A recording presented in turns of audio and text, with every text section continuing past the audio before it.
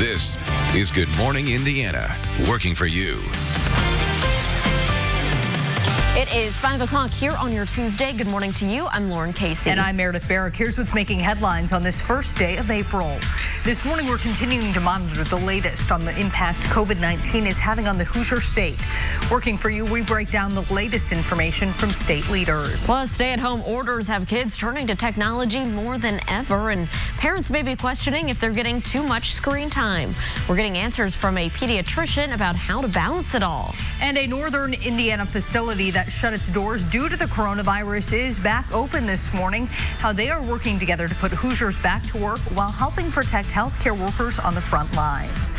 But first, we need to get a check of your Storm Team 6 forecast. That's right. Todd Clausen is standing by with what we can expect as we head out the door this Wednesday. Todd, good morning. Yeah, good morning, ladies. Good morning, everybody. It's a little on the cool side still here across central Indiana this morning. And by this afternoon, we're starting to turn things around with both the temperatures and also the sunshine. So that is the good news. 40 right now in Indy as well as Martinsville, 41 in Bloomington, upper 30s from Tipton over towards the Peru area. And we've had some rain showers yesterday and into the morning hours today. They've all moved out now, but still just kind of that damp feeling across the area. And you notice there's more clouds than clear skies, and that'll be the case this morning. But once we get to this afternoon, we should be able to thin the clouds out as that storm system moves off towards the east. Then you notice the clear skies off towards the west. So just be a little bit patient this morning. Things will get better as the day goes on. Once we start to get into more in the way of sunshine, temperatures a little warmer than yesterday as we climb into the 50s. But the good news is, Lauren, tomorrow the 60s return to the area. All right, good news. Thank you, Todd. Here's a live look right now at your Wednesday morning commute. This is I-65 here at Keystone Avenue, an area where we had scheduled construction this morning. You can see right now the orange barrels are pulled back out of the travel lanes at this time, and traffic is moving along up to speed. Just watch for construction as you're still traveling around central Indiana. Crews are still hard at work this week working on your roads. Now to the latest update on the coronavirus in Indiana from the State Department of Health. Officials say 49 deaths in the Hoosier State are now blamed on COVID-19. More than 2,100 people have tested positive for the virus, and more than 13,000 Hoosiers have been tested. The State Health Department is warning Hoosiers that the spike in COVID-19 related deaths reported yesterday do not mean we're at a peak. Our Alyssa Donovan explains what the daily numbers are showing us. Alyssa. Good morning. Those new numbers are rapidly increasing with coronavirus cases here in Indiana, but the state health commissioner is stressing that as more people are tested, we are going to see the amount of cases rise as well as the death rate. Now, we do know that that peak has not hit of the virus. It's still weeks away. During the governor's press conference on Tuesday, the state health commissioner, Dr. Box, explained that what these numbers mean, noting that the cases with more than 2,000 confirmed cases and 49 deaths. Box wants Hoosiers to understand that the Department of Health's updates may not be a true snapshot of how many cases or deaths were marked on that day. The deaths reported on Tuesday were in a time span of 14 days prior. They did not all occur in one day. She also says that she doesn't want people to get a false sense that we're seeing the worst of it with these rising numbers. I do not want Hoosiers to see these rising numbers and think that that means that the peak has arrived. We have a very long way to go before we reach the peak, and I cannot say enough about how important it is for you to continue to stay home. And there is a positive note from yesterday's conference. The number of volunteer medical professionals has doubled just overnight. Now 11,000 Indiana medical personnel will be assisting with this crisis. This includes retired doctors, nurses, veterinarians, therapists, and dentists. Dr. Box also says that in coming weeks, they are going to start updating the numbers for those cases on their website twice a day to better inform the public as well as emergency responders.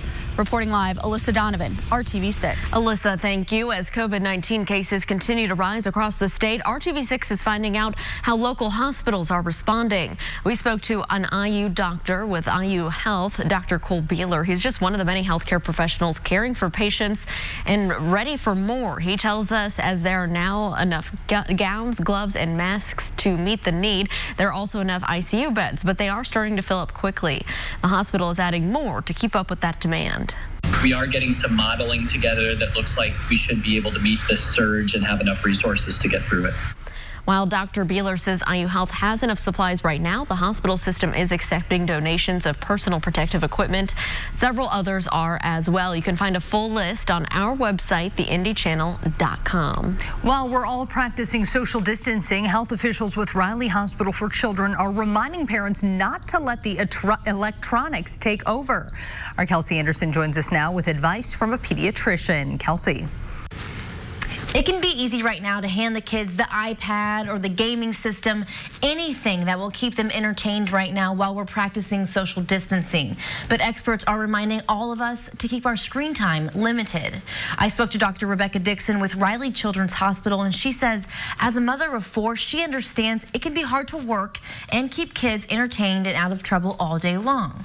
But she wants to remind parents it's important that their kids get away from the screen and get some physical and social activity. I think you can keep the regulations relatively the same if you can. So an hour of screen time for leisure a day is really the recommendation, although I have to say, give yourself some grace and some wiggle room. If it needs to be more than that, it does. It won't break the bank. She tells me in her home, they are not considering e-learning as leisure screen time. So she's still giving her kids that hour of free screen time after their schoolwork is done. Dr. Dixon says the Indiana chapter of the American Academy of Pediatrics is a good resource for parents looking for new ways to entertain their kids at home while we're all social distancing. We've got that linked for you over on the RTV6 News app. Working for you, Kelsey Anderson, RTV6. Kelsey, thank you. The time now is 5:07. NISCO in Bremen usually makes weather seals for car doors, but not right now. NISCO is one of the countless businesses across the country shutting its doors against the coronavirus. But this morning, a fraction of the company's more than 300 employees are back on the job. They're making isolation gowns and protective face masks to be delivered to medical professionals. Plant officials say they wanted to do their part to help fight COVID-19. Just didn't feel like they had the opportunity to just say, I don't know, or we tried. You know, we just do what we can and come up with what we can, and hopefully it's something that they can use. Company officials say they've received about 3,400 orders for masks and gowns. The first run of gowns the company made was given to Marshall County first responders. Federal prison inmates will have to remain in their cells for 2 weeks because of the coronavirus pandemic. The order handed down on Tuesday includes inmates at the Federal Corrections Complex in Terre Haute. The Federal Bureau of Prisons says there will be limited group gatherings for showers, laundry, and telephone calls. Certain programs for mental health treatment and education will still be allowed. More than 24 inmates in federal custody have tested positive for coronavirus. At 5:08, IMPD wants to make sure that residents are taking care of their mental health while practicing social distancing to protect their physical health. The department's Office of Public Health and Safety is sharing these 5 signs that you or someone you know might be in emotional pain: a change in personality, agitation, acting withdrawn, practicing poor self-care, or expressing hopelessness. Officers say it's important to check in with your loved ones. I would ask baseline questions such as, how are you sleeping? How are you eating? Are there any change in your normal habits? Just questions like that to see if their routine has changed quite a bit. Sergeant Dardine says keeping your routine as regular as you can while social distancing can play a major role in protecting your mental health. COVID-19 is prompting a surge in domestic violence in central Indiana, according to advocates. Miranda Barnett is a domestic violence survivor. She and experts say now is a rough time for many couples, and that can lead to both verbal and physical abuse. Look out for things like a loved one being controlling, not giving you privacy, or trying to dictate who you talk to or where you go. The problem with COVID-19 is it means many victims may have a hard time leaving their homes. I think that being stuck in the house is obviously gives a lot more room for opportunity, but it also has a lot more opportunity for tempers to flare. Obviously, there's money troubles involved right now, a lot of other stresses, and abusers tend to take those things out on their victims. And so in a high stress time like this, you're going to see more. Domestic violence victims may not want to call 911. However, they can reach out to an advocate like Beacon of Hope or the Julian Center, and they can help you come up with a safety plan. If you need help right now, the National Domestic Violence Hotline is always staffed. Their number is 1-800-799-7233. It is 5:10. A balloon artist in northern Indiana is lifting spirits amid the coronavirus pandemic. Jennifer Nikas of South Bend is participating in the 1 Million Bubbles movement. She says with everyone trapped inside, she wanted to give her neighbors something happy and colorful to look at and to spread joy. So she began creating yard art with her balloons. I didn't do it in just my yard. I did it all over the area, all over the Michiana area. So they're able to not only look out their window and see it, but you just know that there's hope and faith and love, and that hopefully this will come to an end soon. If I can do it, and then somebody else smiles, and that spreads a smile to somebody else, and it's contagious, and it just goes on and on. So our goal is to make smiles more contagious than the virus. You don't have to visit South Bend to see Jen's art. You can check out the creations on Facebook. Very cool.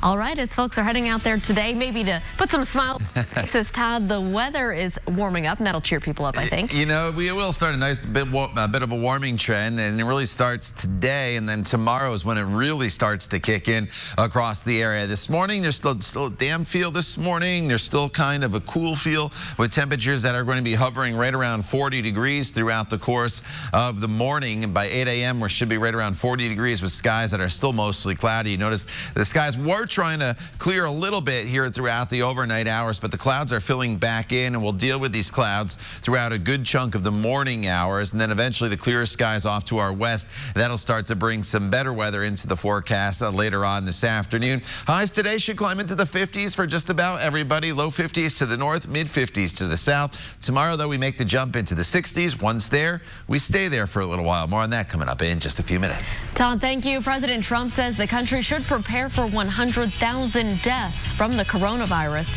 Straight ahead, why health leaders say things are starting to look up despite grim numbers. And Zoom's popularity has soared thanks to global social distancing measures. But now the popular app is facing scrutiny over privacy concerns. Coming up, the information the company is accused of sharing without your permission. We'll be right back.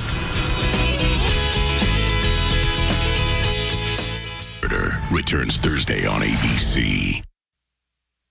Another grim day in the U.S. At least 800 new coronavirus deaths reported Tuesday. President Trump says the next 2 weeks will be painful and warns the country should prepare for 100,000 deaths from the coronavirus.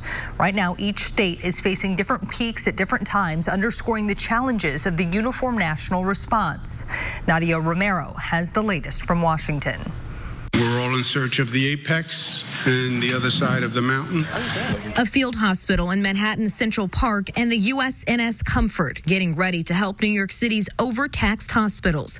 Governors in some of the hardest hit states pleading for more ventilators. Our ask was for 2,300. As you mentioned, we got 300 overnight. We're grateful for that. We need them urgently. We need a lot more out of the federal stockpile as well. But President Trump says the federal government will hold off on sending out almost 10,000 ventilators in preparation for the peak of the outbreak. We have to hold them back because the surge is coming, and it's coming pretty strong, and we want to be able to immediately move it into place. More cities preparing for their turn as hotspots like New Orleans. We're preparing for a significant amount of hospitalizations and unfortunately a corresponding significant amount of deaths. To the Midwest, Detroit and Chicago filling massive downtown convention centers with hospital beds. We're doing a field hospital in Michigan of 250 beds, and we may be doubling it up soon depending on the need. With nearly 80% of the U.S. population now under stay-at-home or shelter-in-place orders, White House coronavirus task force doctors say social distancing is still a vital tool. Well, despite the rising number of COVID-19 cases and deaths in the U.S., health leaders say social distancing measures are beginning to pay off. During yesterday's task force briefing, Dr. Anthony Fauci explained that the number of reported deaths and hospitalizations always lag behind the information that shows there are less new cases per day. He also urged Americans not to get discouraged by an increase in the numbers. This is tough. People are suffering. People are dying. It's inconvenient from a societal standpoint, from an economic standpoint, to go through this. but this is going to be the answer to our problems. So let's all pull together and make sure, as we look forward to the next 30 days, we do it with all the intensity and force that we can. Health leaders say there's also evidence that in places like New York, California, and Seattle, social distancing may be slowing down the rate at which COVID-19 cases otherwise would have increased in the United States. We do want to change gears right now and toss things over to Todd for a look at our forecast today. Things are changing a little bit in the forecast as well, Todd. Yeah, you know, it's been a chilly couple days here. Yesterday, we only had a high of 43 degrees. You threw in the clouds, and it wasn't a great day. Well, today we're going to start some improvement. We're still below normal high temperature-wise today, and we still have some clouds around this morning. Those clouds will start to thin out as the day goes on. A warming trend is coming. It really starts today, as we'll be about 10 degrees warmer today than yesterday. But you won't really feel the warmth until we get to the day tomorrow, and then there's some small rain chances ahead going into this forecast. The view from downtown to the north, you can see the distance and visibility, not an issue here. We do have some low-hanging clouds that are in place across the area this morning. With the temperature at the airport in Indianapolis sitting at 40 degrees, that northwesterly wind is one of the reasons why we are keeping the temperatures a little bit below normal once again today. 36 in Crawfordsville right now, 41 in Bloomington, it's 39 in Tipton, and Richmond currently sitting at 37 degrees. And here's the hour-by-hour breakdown of what you can expect throughout the day today.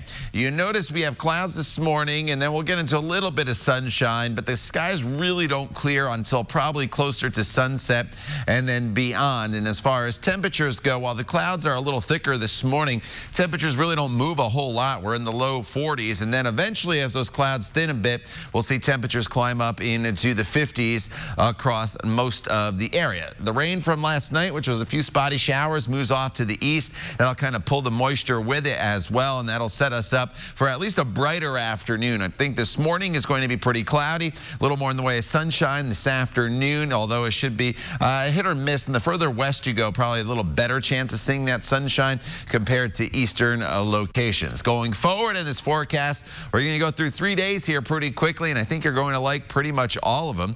63 with partly cloudy skies on Saturday, 66 on Friday, partly cloudy skies, and then on Saturday, 63 degrees with just the chance of a few spotty showers entering the forecast on Saturday. Sunday, 64, and then look at those 70s, Lauren, by the time we get to Monday and Tuesday of next week. Todd, thank you. With people working and staying home amid the coronavirus pandemic, video conferencing app Zoom's popularity has exploded in recent weeks. But now the platform is facing scrutiny over security and privacy concerns.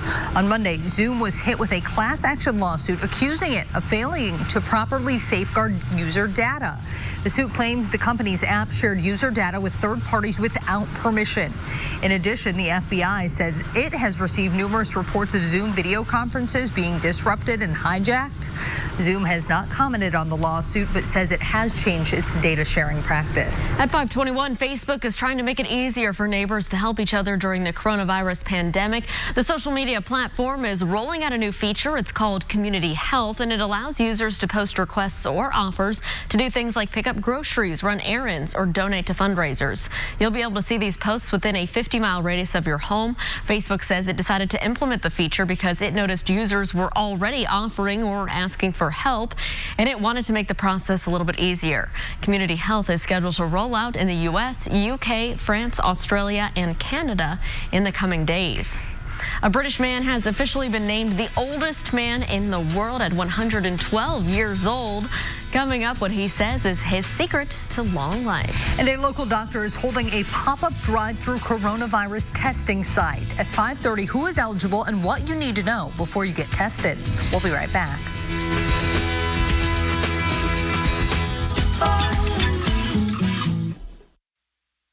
Welcome back. A British man has been named the oldest man alive. Bob Wayton earned that title after a Japanese man passed away in February. Wayton celebrated his 112th birthday on Sunday. Tuesday, Guinness World Records officially recognized him as the oldest living man in the world, but due to social distancing, the award was presented over video conferencing. In his 112 years, Wayton taught at a missionary school in Asia and helped build British warplanes. Born in 1908, he's about 5 years younger than the oldest living person. That's a woman who turned 117 in January. When asked, Waiton said that his secret to longevity is to avoid dying. Keep it simple. Well, yeah, that's one way to do it. Yep. All right, a reporter in Montana went viral after bailing on his live shot at Yellowstone National Park, and now his infamous video is being turned into a PSA. Dion Broxton was about to record his introduction when he saw a herd of bison heading his way. He quickly packed up his gear, camera still rolling, and can be heard saying, "Oh no, I'm not messing with you." Yellowstone National Park turned the viral moment into a safety poster. It features a bison silhouette and Broxton's words, "Oh no, not messing with you." Oh my goodness, that's pretty good. You can always bail on a shot if there's a safety reason, I guess. So. Yes, yeah, and I'd say a herd of bison is a pretty big one. So not something you run into. I would take the bison in my odds each and every time, and then who is going to win? Oh. Okay. So yeah, don't mess with them. That's the point. Yes, for sure. Right, maybe it's a little too early for jokes. All right, outside right now, we're dealing with damp and dreary conditions across the area and temperatures that really aren't going to move a whole lot throughout the course of the morning hours. We're going to sit right around 39, 40 degrees with mostly cloudy skies and kind of that damp feeling. As the day goes on, more in the way of sunshine. 53s your high, but back into the 60s tomorrow. Once we get there, we'll stay with high temperatures in the 60s all the way through the weekend. Time now is 5:27. Stay with us. We'll be back. Today at 10 on RTV6. This is Good Morning Indiana, working for you. This morning, we're continuing to monitor the very latest of the COVID-19 impact and what it's having on the Hoosier State as the number of deaths and confirmed cases continues to rise. Working for you, we're breaking down the very latest information from state leaders. And if you are looking for something to do outside today, Keep Indianapolis Beautiful has an idea for you. We'll tell you how you can participate in the organization's annual spring cleanup while still maintaining social distancing. Here at 5:30, we want to welcome you into Good Morning Indiana. I'm Lauren Casey. And I'm Meredith Barrick. Meteorologist Todd Clausen standing by. It is officially April, Todd. Are we going to see some April showers? Not today, but as we get towards Saturday, we may see some showers, but they're just going to be showers. That's the good news. No heavy rainfall is in my extended forecast. So what do you need to grab before you go today if you do have to walk out the door, whether it's maybe for a walk through the neighborhood or maybe you do have to go into work? Well, grab the sunglasses. You won't need them initially here this morning, but later on this afternoon as we start to thin the clouds out, that's when you'll need the sunglasses. So it's more of an afternoon, evening thing, and then you definitely need the jacket this morning with temperatures that are currently sitting in the 30s and 40s, 41 in Bloomington, 39 in Tipton, as well as Peru. We're dealing with clouds right now across the area. And in fact, the clouds have been expanding this morning as we have this little cool pocket of air in the upper levels of the atmosphere. And I know that's kind of technical. Essentially what it means to you is when you have that, it's tough to thin the clouds out. Even when the sky's clear initially, they fill right back in. So we need to dry the atmosphere out, warm it up a little bit. We'll do that this afternoon. So more sunshine later today. We'll never completely get rid of the clouds. We'll just go from mostly cloudy to partly cloudy, Lauren, and high temperatures in the low 50s. All right, Todd, thanks so much. We are keeping a close eye on traffic as you're heading out the door to work on this Wednesday. Here's a look in the downtown area, I-65 and I-70 at the South Split. Traffic here is moving along up to speed in all directions. We'll continue to keep our eyes on your roads and let you know if there are any slow spots to avoid. New overnight Metro Police are investigating the death of a young boy near Indy's northeast side. Officers were called to the 3200 block of Tacoma Avenue on reports of a person shot around 11 last night. When they arrived, they found a boy under the age of 12 suffering from apparent gunshot wounds. He later died at the hospital. Investigators are still working to figure out what led up to the shooting and who was involved. Anyone with information is asked to call Crime Stoppers. This morning, Indiana has more than 2,000 confirmed cases of COVID-19. State health officials say 49 Hoosiers have died from the virus. A total of 2,159 people have tested positive. 964 of those are in Marion County. There are more than 100 cases in Hamilton and Johnson counties. More than 13,000 Hoosiers have been tested. Those numbers show the biggest overnight increase since the pandemic started in our state. As the case numbers increase, so do efforts by our state leaders. Our Alyssa Donovan is live this morning with the latest. Alyssa. Good morning. Now, we told you yesterday that 5,300 clinicians, whether retired or from other specialties, had volunteered to help with the coronavirus here in Indiana. This morning, that number has more than doubled. There are 11,000 volunteers that will be helping from other medical specialties. That includes nurses, veterinarians, retired doctors, therapists, dentists, and medical professionals. And the increase in volunteers was announced during the governor's press conference on Tuesday. The state health commissioner, Dr. Box, also addressed the rising number of cases and deaths, saying that she wants people to understand this is not the peak. We are still weeks away from that. However, the sad reality is that these numbers will continue to rise. Dr. Box says as we continue to track the virus, she is also urging hospitals to update their bed capacity and resource counts daily. Soon, they will be updating these numbers twice a day. You might not see the value in this today, but in 2 to 4 weeks, you are going to want that information at your fingertips. Our EMS system needs that information to make real-time decisions about where to take patients when hospital capacity is stretched thin. The State Department of Health is continuing to operate a strike team that is visiting long-term care facilities across the state and testing residents for the virus. The state has also contacted the Army Corps of Engineers to assist with planning in case they need field hospitals distributed across the state. Reporting live, Alyssa Donovan, RTV6. Alyssa, thank you. A local doctor is holding a pop-up drive-through coronavirus testing site right here in Indianapolis. Today, Dr. Dorian Kenley is working with a private lab to provide testing to the public. It will be open from 10 to 5 at 1400 East 12th Street here in Indianapolis. He's charging $100 fee for the exam. He expects insurance, Medicaid, or Medicare to pay for the lab fees. RTV6's Rafael Sanchez talked with the Dr. Kenley about the service. A lot of the testing capacity that we had initially was coming through the state health department, through those agencies. What I did was I contracted with a private lab company who can get me test kits quickly. The contract is with Texas-based AIT Labs. Results are provided within 48 hours. A spokesperson says they're waiting to get FDA approval. So for now, their tests are being processed by Thermo Fisher, which is FDA approved. The Indiana State Department of Health is reminding you COVID-19 tests must be ordered by a doctor. Rafael will have more on this story when he joins us in the next half hour. An employee at an Amazon fulfillment facility in Indianapolis has tested positive for COVID-19. Amazon confirmed the diagnosis, saying the employee is now in quarantine and will receive up to 2 weeks' pay. Anyone who had contact with this person is also being ordered to self-quarantine with pay.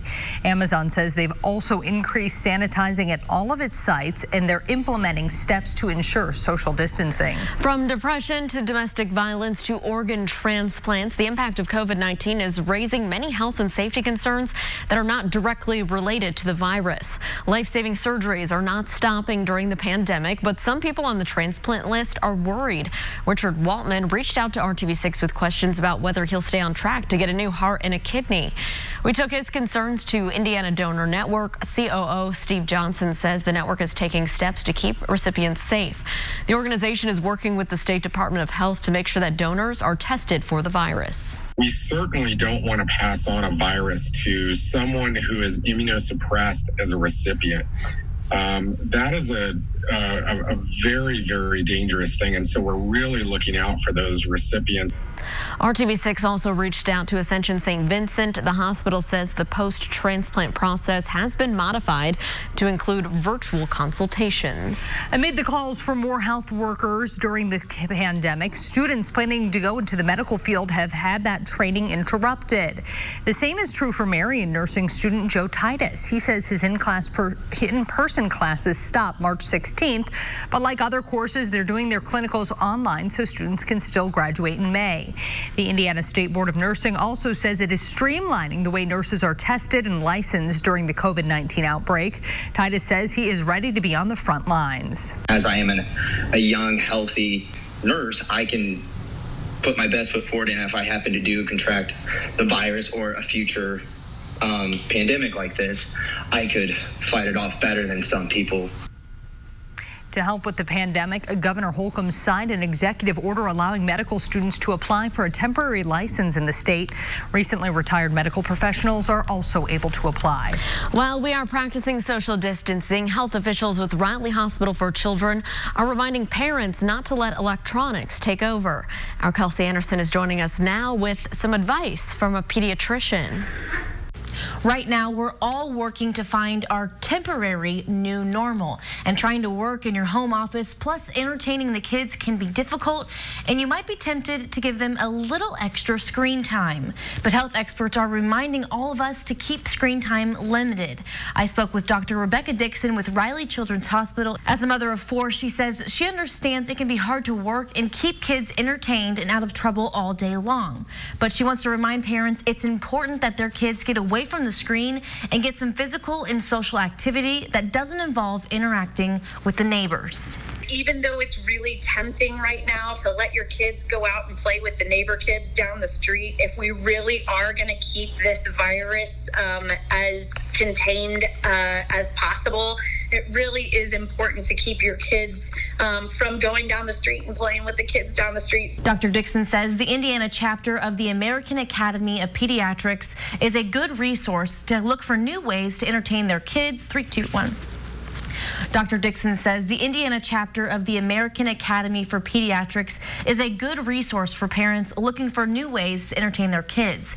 We've got it linked for you on the RTV6 News app. She tells me in her home, they are not considering e-learning as screen time. So after e-learning is over, she's allowing her kids that hour of leisure screen time, whether it be on the phone, the computer, or gaming system, or even the iPad. Working for you, Kelsey Anderson, RTV6. Kelsey, thank you. If you are looking for something to do outside today, maybe with the kids, you can participate in a virtual cleanup project with Keep Indianapolis Beautiful. The group holds hundreds of cleanups a year, and spring is usually their peak time. So this year, they're asking volunteers to clean up just around your home and your neighborhood while maintaining that social distance. Grab a bag, grab some gloves, pick up trash, snap a picture if you can, and don't forget to wash your hands and your phone when you're done. The organization says it's a good way to get the community together during this time.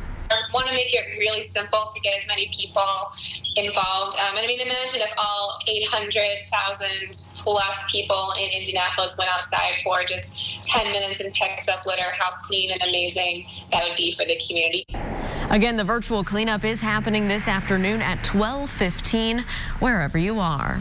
It is 5:41, and Todd, how's the weather looking for that Keep Indianapolis Beautiful cleanup? You know, it'll be a little on the cool side today, but you just need to bundle up a little bit, and obviously you want to have gloves on when you're picking up garbage and with everything going on, so your hands will be nice and toasty in those gloves, and we should be in pretty good shape. What I like to do on the first of the month, each and every month, is kind of set the stage of what you can expect on average for each month, and obviously today's the first day of April. We start today with an average high temperature of 58 degrees. By the end of the month, the average high temperature jumps 10 degrees to 68 degrees. So that's a pretty big temperature jump as far as averages go over the course of a 30 to 31 day stretch, depending on the length of the month. Our average precipitation is 3.81 inches. That kind of falls right in the middle of what we expect throughout the course of each month throughout the year. And how about this? We're still on average pick up 0.2 of an inch of snowfall in the month of April. The good news is no snow in the forecast. Our temperatures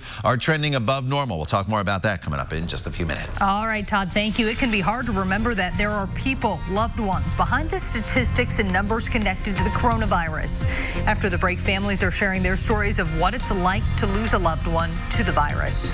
And many people still have questions about when they'll see the stimulus check from the government and what they need to do to qualify.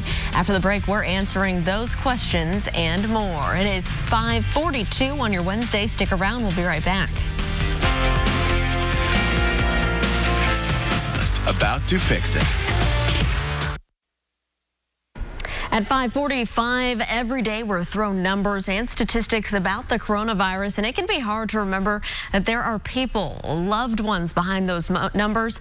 So this morning, we wanted to take a moment to remember some of the lives that we've lost to the coronavirus, including the story of Buddy Baker, an Indianapolis sports agent and Purdue grad who recently lost both of his parents to this disease. COVID-19 is a pandemic of numbers. And the numbers are overwhelming of confirmed cases, of those hospitalized, and the number of deaths. That death toll made up of thousands of individuals gone too soon, deeply loved by their families now in mourning. NFL agent Buddy Baker is sharing the gut-wrenching reality of losing both his parents in a matter of minutes. My parents were amazing people.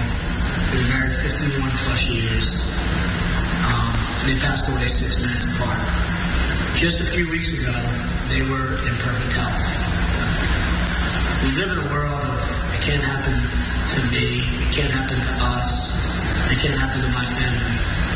Well, it happened to us. In New Jersey, Ben Luderer has died. He was a teacher and a baseball coach, and he was only 30 years old. The governor tweeting that Luderer's love of the game pushed his players to new heights. In neighboring New York, too many lost lives to comprehend. Sabrina Jefferson, a beloved 63-year-old school safety agent, died over the weekend. And in New Windsor, New York, Sonny Aravena, a basketball coach, Boys and Girls Club mentor, and father of 5, passed away Sunday on the birthday of his twins. A GoFundMe page in his honor has already raised $50,000 for the family. But for those grieving, they don't want their loss to be in vain. Buddy Baker wants this tragedy to be a catalyst for change. Again, it's going to take all of us banding together and deciding that we're going to stop the spreading of this virus. Here at 548, Uber is now offering free rides to healthcare workers and seniors during the coronavirus pandemic. The rideshare company says it will give away 10 million rides. Uber is working directly with cities, food banks, and hospitals to get people what they need. The company has already started giving free rides to healthcare workers getting to their jobs and free meals. Lyft announced last week it's exploring healthcare partnerships for drivers to deliver medical supplies. It is the first day of April, so we are looking forward to what Todd has in his forecast. Hopefully a warm-up on the way. Yeah, all right, I got to block this one and kind of gave it away. the little secret here first. Our high yesterday was 43 degrees, and now let me get out of the way so you can see what's heading our way. By next week, we are talking about temperatures in the 70s, so it'll be 30 degrees warmer for high temperatures compared from yesterday to what lies ahead in our 7-day planning forecast, and I'll show you that coming up in just a second. It's going to be a gradual process to get up into the 70s, but eventually we will get there. Lots of clouds in place this morning and kind of that damp feel as you walk out the door from those showers, which weren't all that heavy yesterday afternoon and into the evening hours, but nonetheless, we still have that dampness out there. 40 degrees, that's the current temperature. The wind, it's still an issue for us. Not so much that wind speed, that's only at 10 miles per hour. That's not going to really cause much of anything in the way of issues. However, that wind direction is the problem out of the north-northwest. That is going to keep temperatures from warming much at all as we work our way throughout the course of the day today. And that was the same deal we had yesterday, although today there will start to be some improvement throughout the afternoon hours. 40 degrees right now in Indy, so we've only dropped 3 degrees from our afternoon high yesterday to our current temperature. It's 41 in Bloomington, 39 in Tipton, and 37 is the current temperature over in Richmond. So yesterday we didn't really warm them much at all. Today we'll eventually get our temperatures back up into the low 50s. As the day goes on, the clouds will break apart for some sunshine across the area, and that is going to be the good news. The clouds, though, look at this in the satellite radar picture. This is a 3-hour loop, and there were more clear skies 3 hours ago than there are now. So the clouds have filled back in across the area. The back edge, though, is just in eastern Illinois. We just have to be a little bit patient here this morning for this area of low pressure, which brought us the showers yesterday to move off into New England, and that will pull the clouds and the moisture with it. And as we work that drier air in, that's when the clouds will start to break apart this afternoon. That's when you get into some sunshine. That's when it starts to feel a little bit better for just about everybody across the area. I know it's trying to paint a few isolated sprinkles in on the far eastern portion of the state this afternoon. True Cassidus, it's not out of the realm realm of possibility that happens, but I really wouldn't worry about that. Otherwise, it's a dry day. Tomorrow, partly cloudy, 63, 65 as we work our way into Friday with partly cloudy skies. Some stray showers on Saturday, definitely not a washout at 64. And then there's those 70s Monday and Tuesday. It's going to feel great. There'll be some showers around, but there'll just be those light spotty showers, Lauren, that we experience a lot of times here in the month of April. All right, Todd, that looks pretty good. Thank you so much. So if you filed your 2018 or 29 tax returns, there's nothing you need to do to get that stimulus check. But that's a different story for those who don't typically file. This includes some low-income taxpayers, senior citizens and veterans, Social Security recipients, and people with disabilities. If you fall in one of these categories, you are still eligible for a stimulus check, but you'll have to file a simplified version of a tax return. It includes information like filing status, number of dependents, and direct deposit location. The relief payments will be available through 2020. A Minnesota doctor is stopped for speeding on the highway after the break. Why she says the state trooper's kindness caused her to tear up. And lots of restaurants across central Indiana are still open for business despite not being able to have a dining room customers. Download the RTV6 app right now for a list of the restaurants ready to serve your family. It is 5:52. We'll be right back.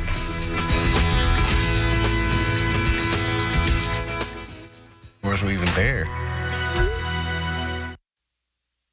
In a heartwarming gesture, a Minnesota state trooper recently gave a doctor N95 medical masks instead of a speeding ticket. The N95 respirator masks healthcare workers need to protect themselves while treating coronavirus patients are dangerously in short supply. Dr. Sharosh Jandwa is a cardiologist at a coronavirus quarantine unit in Duluth. She was pulled over by Trooper Brian Schwartz for speeding late last month, but instead of a ticket, he handed the doctor 5 N95 masks he was supposed to use as protection for himself. From everything you've heard, N95 masks these days are worth their weight in gold. And for him to just selflessly hand something like that over when he'd stopped me for a speeding violation, I can't tell you what it did for someone that is very scared. The state patrol says Schwartz felt compelled to offer his masks after noticing what looked like 2 used N95 masks in her purse that he assumed she was reusing. The doctor says she burst into tears when he handed her those masks. Such a small gesture, but such a large gesture in these times. A great moment there. That's right. Well, we do want to bring you some good news. Those temperatures that we experienced yesterday, Todd, they're starting to turn up the temperature a little bit as we head into the rest of the week. Yeah, you know, we're finally turning the page. Yesterday, very chilly, mid-40s. We're already in the low 40s this morning, so we really haven't seen our temperatures drop much, and we got rid of those showers that were around yesterday evening. Today, still more clouds than sunshine, but the clouds will thin out as the day goes on. High temperature of 53 degrees. Stays dry today. Tomorrow, the 60s arrive. More on that coming up when Good Morning Indiana continues. The time now is 5:56. Stay with us. We're back in just a few minutes.